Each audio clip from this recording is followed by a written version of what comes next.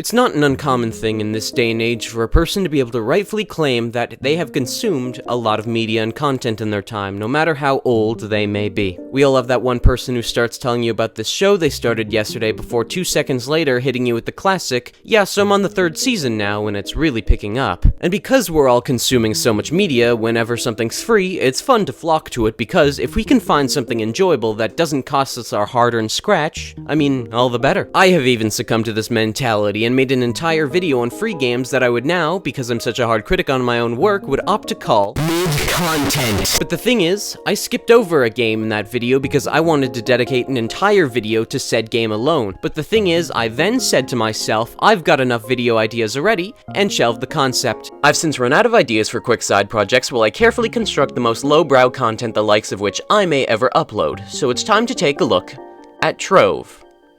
I'm so sorry. Trove is a voxel-based sandbox game developed and published by What does this mean? I can't even plagiarize the synopsis of this game because this is in an alien language. Like, what is a voxel? Well, that answered that question. The definition for a trove is essentially storage for cool and valuable shit, and that pretty much sums up the goal of the game. You run around, fight enemies, and loot them for valuables. That's pretty much it. You loot troves of goods and find weapons and armor to fight things with. The better the equipment, the more your power level goes up, and the higher the power level, the more challenging areas you unlock. Sounds pretty fun, and it is, giving credit where credit's due, but it's also really shallow. So shallow that against my better judgment, I'm not just gonna share my opinion on this game. I'm gonna play it for 12 hours straight and talk mad shit.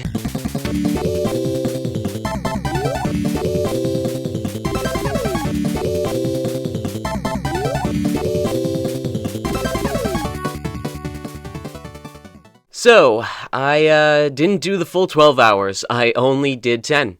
What? Come on. Who else on this planet has 18.2 gigabytes of Trove footage? Come on. So the game, what can I say?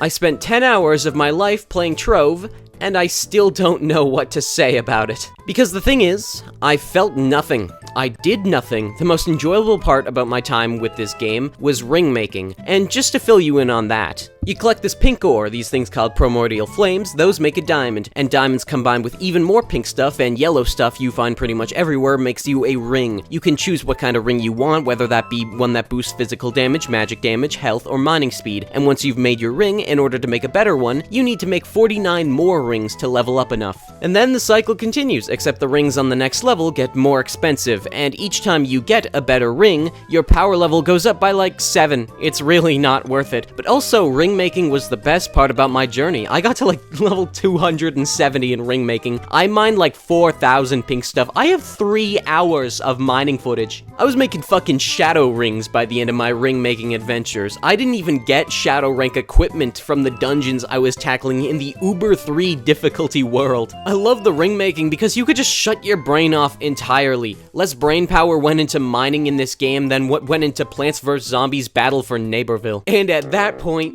when you're just there for the mining, just play Minecraft, for God's sake. Okay, sorry, I immediately got sidetracked on the rings there. I mean, I did get to Lord of the Ring rank by the end of that arc. Right, so the actual game, like the combat and loot and cool fucking explosions, it was alright, I guess. I mean, I started on Gunslinger class, and the game didn't even try to give me a reason to change. The Gunslinger class is an ability that shoots a powerful blast downwards, launching the player upward into the air in the process. And the class also has a passive ability that lets the user descend extremely slowly as long as they're shooting.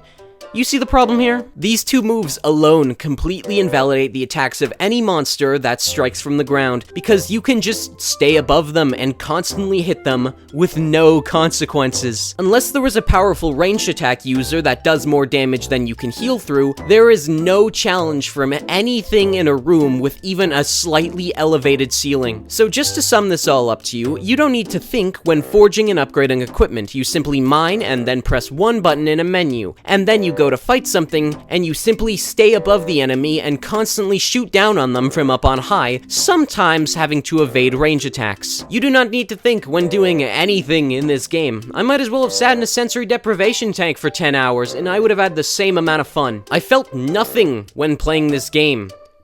That is, until Dino Land.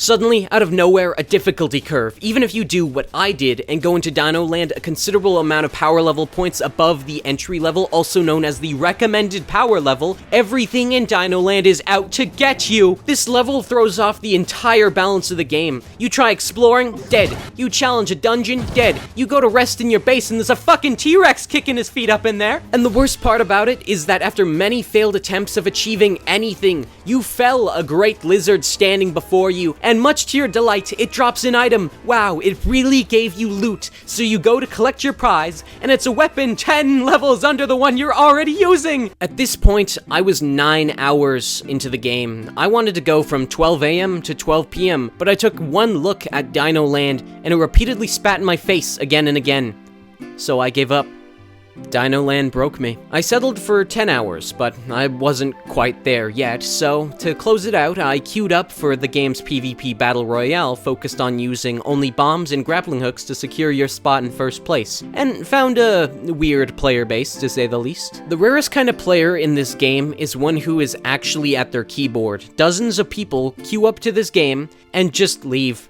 So, like, it should be 12 people dueling with bombs and power-ups and slinging themselves around with their hooks, but in reality, there's just, like, 3 people throwing shit at each other and, like, half a dozen statues left over, as some of them fall straight into the void when they spawn. It's kind of ironic because the most fun I actually had in the Battle Royale mode is when I did the same. I just, you know, I queued in and I just sat there and stared at my monitor. And so that's it. That's Trove. I gave it 10 hours of my life when I shouldn't have bothered with one. This video turned out, not good, but that's what I was aiming for, so yeah, 10 out of 24 game, I'm ranking it based on how many hours I spent on it in one day. See you around, unless I don't.